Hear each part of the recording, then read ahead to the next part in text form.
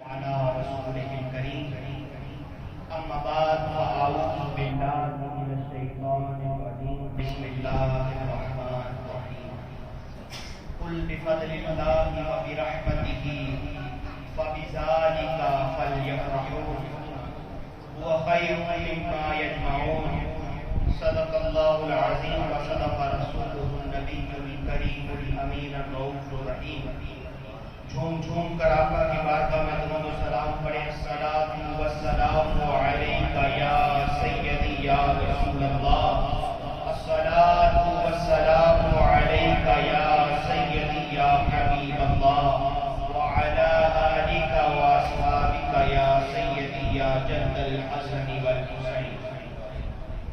حمد و صلاۃ کے بعد قابل قدر سامعین السلام علیکم ورحمۃ اللہ وبرکاتہ۔ سب سے پہلے تو میں آپ سب کو مبارکباد پیش کرنا چاہوں گا کہ آج جشن عید میلاد النبی کے اس مسرت موقع پر میرے آقا کریم صلی اللہ علیہ وآلہ وسلم کی ولادت کا جشن منانے کی اللہ نے ہمیں توفیق عطا فرمائی۔ اس پر ہم اللہ کا شکر ادا کرتے ہیں۔ چند منٹ کی حاضری پیش کرنا چاہوں گا کہ حضور کے غلاموں میں ہمارا بھی نام لکھا جائے۔ میں نے جو آیت کریمہ پڑھنے کی عزت حاصل کی اس میں اللہ رب العزت نے ارشاد فرمایا قل بفضل اللہ، کہ محبوب فرما دے کہ تم پر جو اللہ کا فضل ہوا ہے۔ کسی نے پوچھا کہ فضل خدا سے مراد کیا ہے، تو کہنے والے نے کہا کہ فضل خدا سے مراد ذات مصطفیٰ ہے، کہ حضور سے بڑا اللہ کا فضل کیا ہے۔ آگے فرمایا وَبِرَحْمَتِهِ، اور جو ان پر اس کی رحمت ہوئی۔ یہ رحمت کیا ہے؟ رحمت کی رحمت للعالمین آقا ہے۔ قابل قدر سامعین، آگے اللہ رب العزت نے ارشاد فرمایا فَبِذَلِكَ، اور یہ جو تم پر کرم ہوا ہے اس سے بڑھ کر بھی کوئی کرم ہو سکتا ہے، تو مولا کیا کرے، ہم کیا کریں؟ تو اللہ فرماتا ہے کہ فَلْيَفْرَحُوا، خوشیاں مناؤ، جشن مناؤ، چراغاں کرو، میرے محبوب کی آمد کا جشن مناؤ، اور دنیا والوں کو بتاؤ کہ یہ اللہ کا بہت بڑا فضل ہے ہم پر۔ اللہ تبارک و تعالیٰ نے ہمیں اپنا محبوب عطا فرما دیا، اس سے بڑا کوئی فضل ہو نہیں سکتا۔ اور ہم زمانے والے کو خوشیاں منا کر بتا رہے ہیں کہ ہم آقا کی ولادت پر خوش ہیں۔ قابل قدر سامعین، اور آگے قرآن پاک میں اللہ نے ارشاد فرمایا ہوا خیر مما یجمعون۔ قابل قدر سامعین، آگے اللہ تبارک و تعالیٰ نے فرمایا ایک طرف ساری کائنات جمع کر دو اور ایک طرف میرے محبوب کے ماہ ولادت کی خوشیاں جمع کر دو۔ مولا کوئی حد ہے؟ فرمایا ہر چیز کی حد ہے، لیکن میرے محبوب کی محبت کی کوئی حد نہیں۔ میرے محبوب کی محبت میں دیوانے ہو جاؤ، مجنون بن جاؤ۔ قابل قدر سامعین، کہ حضور کی محبت کی کوئی حد ہی نہیں۔ اور محبت ایسی چیز ہے کہ اعمال کی کمی تو محبت پورا کر دیتی ہے، لیکن محبت کی کمی کو اعمال پورا نہیں کرتے۔ اگر بندہ اعمال میں کمزور بھی رہ جائے لیکن دل میں عشق رسول ہو تو اللہ اسے بخش دیتا ہے، اللہ اس کی بخشش بخشا دیتا ہے۔ ایک بات عرض کرنا چاہوں گا، ایک حضور کے صحابی ہیں، بار بار گناہ کبیرہ کے مرتکب ہوتے ہیں، انہیں کوڑے مارے جاتے ہیں، بار بار حد جاری ہوتی ہے، کوڑے لگتے ہیں۔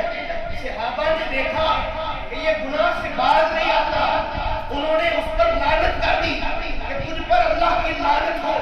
قابل قدر سامعین، جب یہ الفاظ صحابہ نے کہے، میرے آقا حجرہ انور سے باہر تشریف لے آئے، میرے آقا حجرہ انور سے باہر آئے اور فرمایا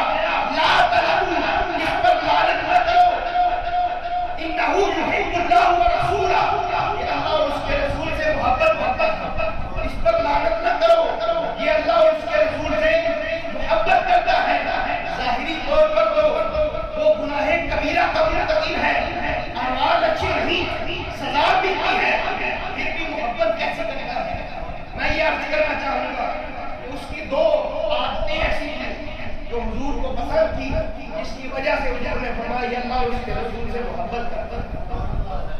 پہلا عمل اس کا یہ تھا کہ وہ سارا دن میرے آقا کی مجلس میں بیٹھا رہتا تھا، حضور کے چہرے کا دیدار کرتا رہتا تھا۔ وہ دیکھتا لوگ آتے ہیں، اپنے دکھڑے سناتے ہیں، اپنی عرضیں کرتے ہیں، اپنے غم حضور کے سامنے عرض کرتے ہیں۔ حضور کے چہرے پر اداسی آ جائے یا حضور کا چہرہ پریشان ہوتا تو کوئی ایسا لطیفہ سنا دیتے، کوئی ایسی مذاق کی بات کر دیتے، حضور مسکرانے لگ جاتے۔ میرے آقا کو ہنساتا تھا۔ یہ عمل ہے حضور نے فرمایا اللہ اس کے رسول سے محبت کرتا تھا۔ اور دوسرا عمل کیا تھا؟ وہ شہر جاتا، شہر سے شہد اور پنیر ادھارا لے آتا، پاس پیسے نہ ہوتے ادھار اٹھا لیتا اور حضور کو آ کر تحفہ دے دیتا۔ جب ادھار مانگنے والے آتے ہیں، جب پیسے مانگنے والے آتے ہیں، ان کو پکڑ کر حضور کے پاس لے آتا اور آقا سے فرماتا آقا یہ شہد اور پنیر والے پیسے مانگتے ہیں۔ حضور فرماتے تو پھر میں کیا کروں؟ انہوں نے مجھے گفٹ دیا تھا، انہوں نے مجھے تحفہ دیا تھا۔ عرض کرنے لگا یا رسول اللہ کھایا تو آپ نے تھا، آپ ہی پیسے عطا فرما دے۔ میرے آقا مسکرا دیا کرتے، حضور کے چہرے پر مسکراہٹ مارا تھا۔ تو قابل قدر سامعین اس عمل کی وجہ سے حضور نے فرمایا اس پر لعنت نہ کرو، یہ اللہ اور اس کے رسول سے محبت کرتا ہے، محبت کی کوئی حد نہیں ہوتی۔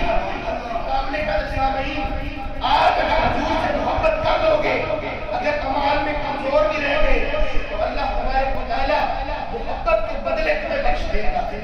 قابل قدر سامعین اب یہاں رک کر میں ایک بات عرض کرنا چاہتا ہوں، جو حضور کے چہرے پر مسکراہٹ پائے، اللہ اس کی عبادت کو مرا دیکھے، اللہ اور اس کے رسول سے حضور بشارت دے کہ یہ اللہ اور اس کے رسول سے محبت کرتا ہے، جس کی وجہ سے میرے آقا کی آنکھوں میں آنسو آ جائے، جس نے کربلا میں حضور کے خاندان کو ذبح کرنا ہو، جس نے امام علی مقام کو ذبح کرنا ہو، علی اکبر کو ذبح کرنا ہو، حضور کے خانوادے کو، حضور کی گھر کی خواتین کو بازاروں میں پھرایا ہو، اس نے حضور کو دکھ دیا ہو، وہ کس جنت کا امیدوار ہے؟ قابل قدر سامعین جو اس کی حمایت کرتا ہے وہ کس جنت کا امیدوار ہے؟ اگر دل میں حسن حسین کی محبت نہیں ہے، قابل قدر سامعین جنت میں داخل نہیں ہو سکتے، کیونکہ جنت کے سرداروں کا نام حسن حسین ہے، جنت کے سرداروں کا نام حسن حسین ہے۔ قابل قدر سامعین آقا کریم صلی اللہ علیہ وسلم ایک دن سیدہ کائنات سلام اللہ علیہا آپ کے گھر سے امام حسن اور حسین کے رونے کی آواز آئی، حضور نے فرمایا فاطمہ کے رونے نہ دیا کرو، جب حسن و حسین روتے ہیں تو میرے دل کو تکلیف ہوتی ہے، میرے دل کو تکلیف ہوتی ہے۔ قابل قدر سامعین آج میلاد شریف کے اس موقع پر یہ پیغام لے کر جائے، حضور کی آگ سے وفا کریں گے تو حضور راضی ہوا، اگر دل میں حضور کی آگ کا بغض ہوا تو حضور کبھی راضی نہیں ہوتے، حضور کبھی راضی نہیں ہو سکتے۔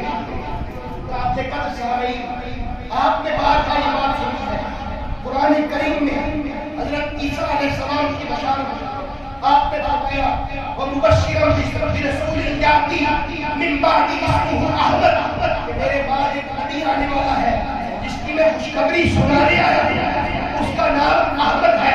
قابل قدر سامعین کسی شخص نے پوچھا عیسیٰ علیہ السلام سے کہ جس کی آپ باتیں کر رہی ہیں کیا وہ آپ سے افضل ہے؟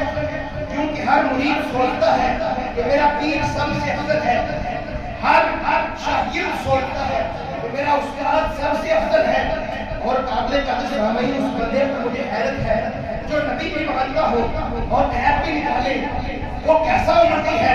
قابل قدر سامعین اس نے پوچھا اے میرے نبی کیا جو آنے والے احمد ہیں وہ آپ سے بھی افضل ہے؟ عیسیٰ علیہ السلام فرمانے لگے تم افضل کی بات کرتے ہو، اگر ابن مریم کو اس نبی کے جوتوں کے تسمے کھولنے کے لیے بول جائے تو سمجھے گا یہ اس کی عزت ہے، یہ اس کا اعزاز ہے، یہ اسے کائنات مل گئی ہے۔